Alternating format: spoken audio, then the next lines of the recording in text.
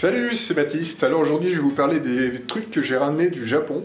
J'ai pas ramené grand chose, mais j'ai quand même ramené deux, trois bidules. C'est vraiment des bricoles, vous allez voir. Alors j'ai ramené ça.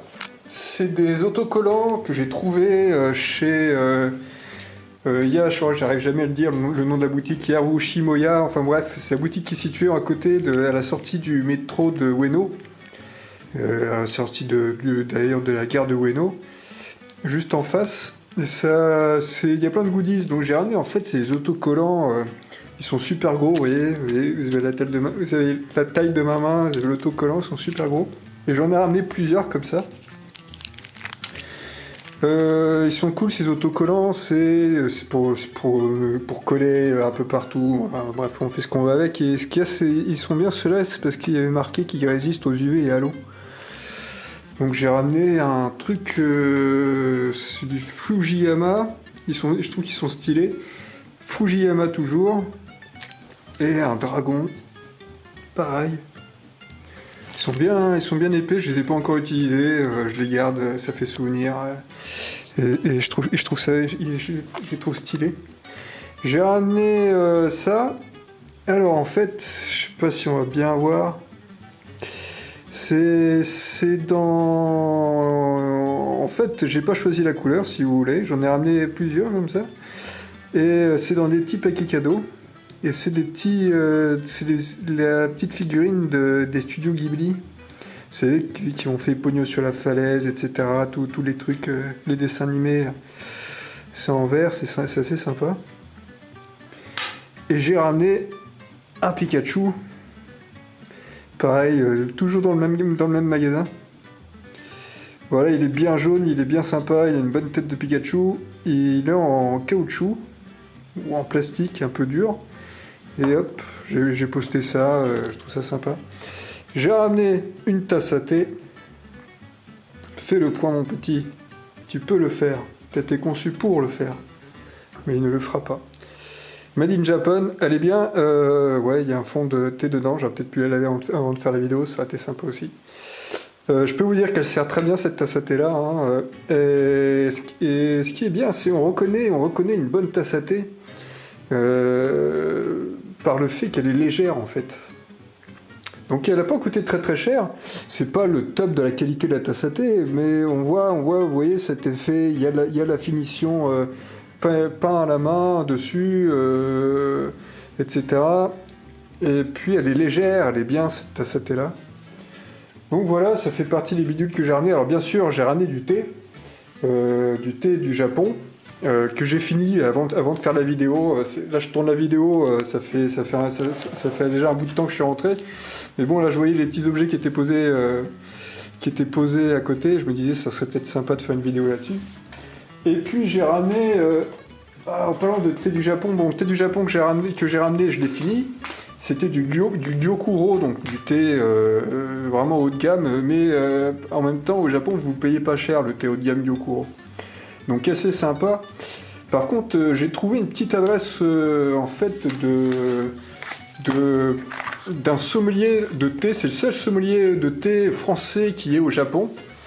Et qui en fait, lui, il parcourt le Japon de A à Z en diagonale dans tous les sens,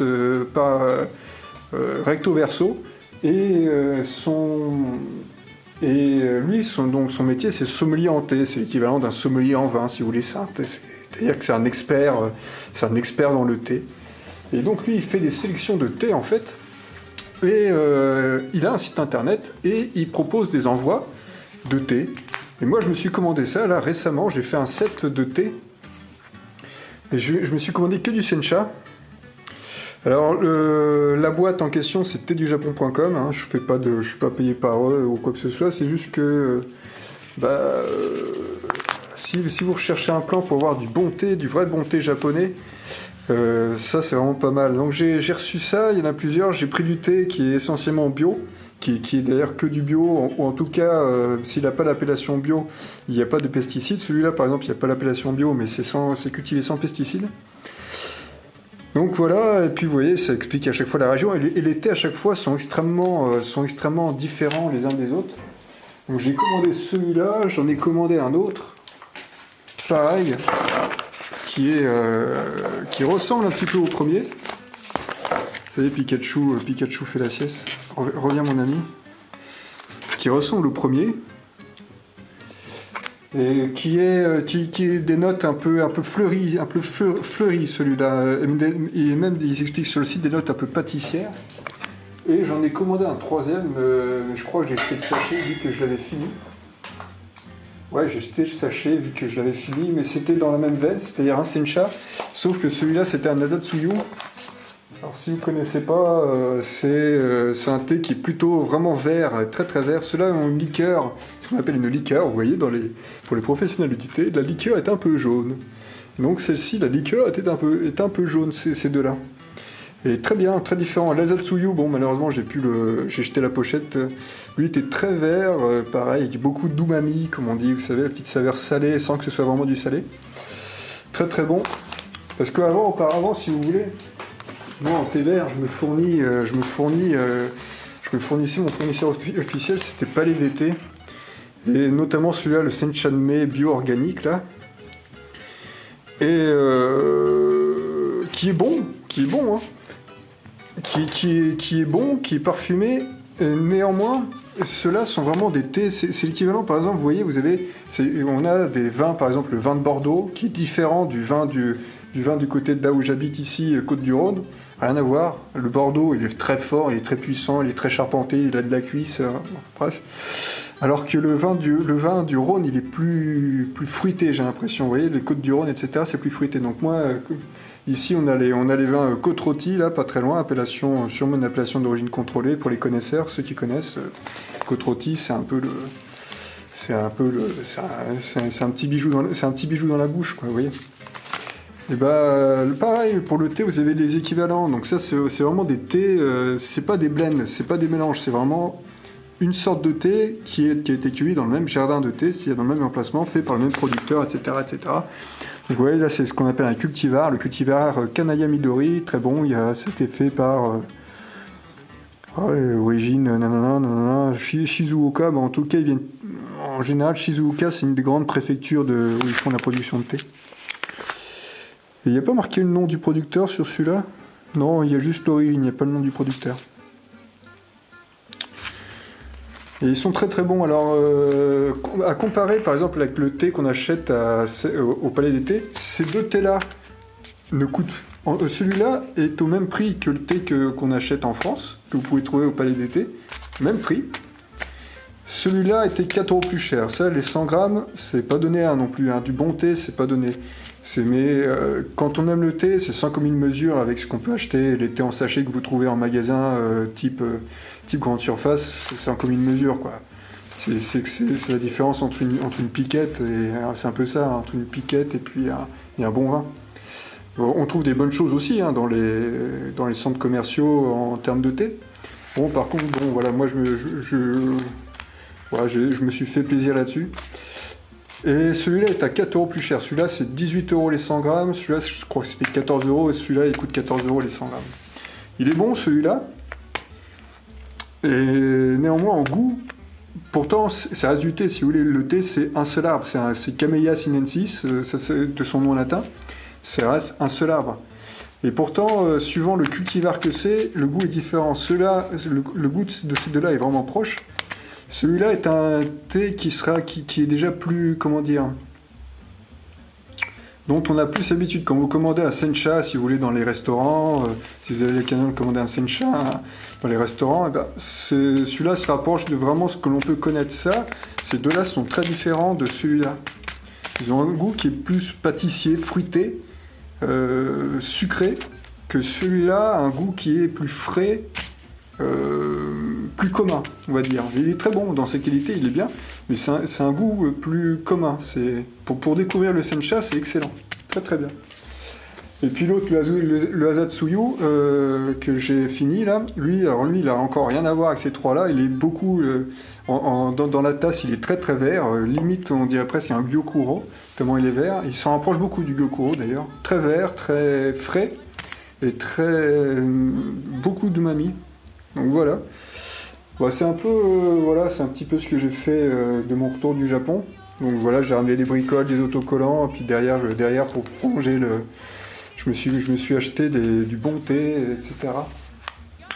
Donc voilà, bah, si ça vous intéresse, je vais vous mettre le lien je vous mettrai éventuellement le lien du truc. Là, de toute façon, vous l'avez, hein, ici, c'est www.tdujapon.com. Ça a été livré en 10 jours, et c'est ça qui est intéressant, c'est que ça me fait une réserve, si vous voulez.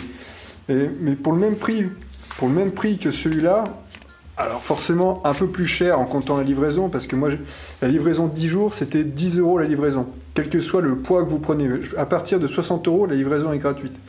Néanmoins, vous avez plusieurs options. Moi, j'ai pris la livraison en 10 jours, ça m'a coûté 10 €. Et j'ai pris 3 sachets. Le troisième, le Zatsuyu, c'était 14 € aussi. Donc 14 plus 14 plus 18.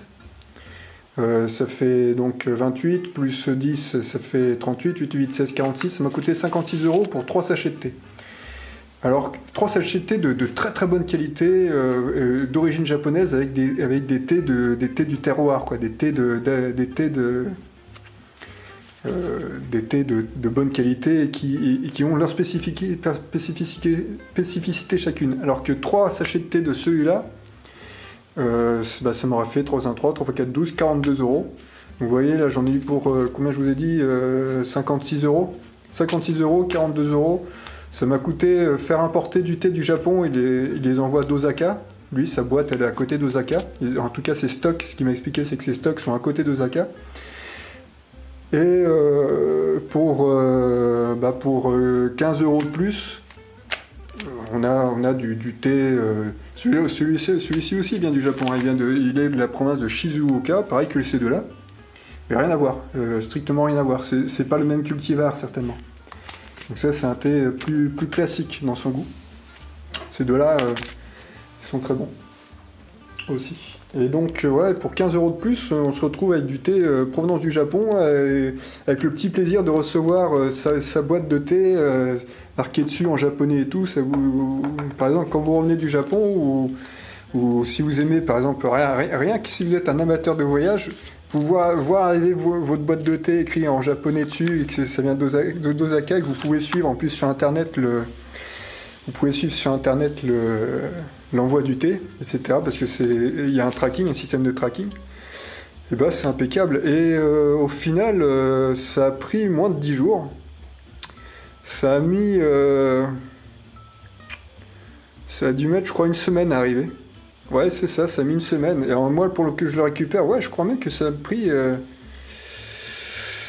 Oui, c'est ça, ça a dû prendre une semaine. Donc c'était rapide, c'est envoyé dans une lettre emballée dans un colis sous forme de lettre, dans du papier à bulles, etc.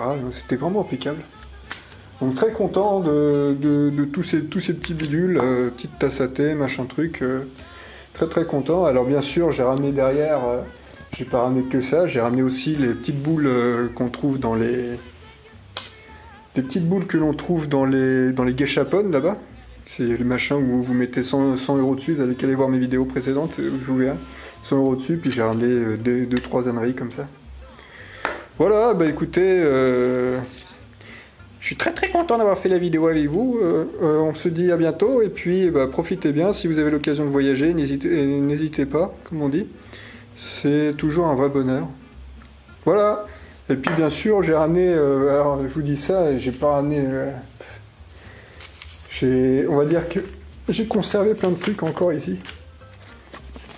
Donc petit voyage en Asie, j'en ai encore un paquet de trucs, je pourrais vous faire un débrief entier. Hein. Donc bah, amusez-vous bien, voilà. Et puis on finit sur cette petite carte qui vient de Hong Kong, que je vous conseille d'y aller, celui-ci. Repérez bien l'adresse et allez-y. C'est un restaurant certainement un des meilleurs et un des plus marrants que vous puissiez faire à Hong Kong. Voilà, et ben à bientôt.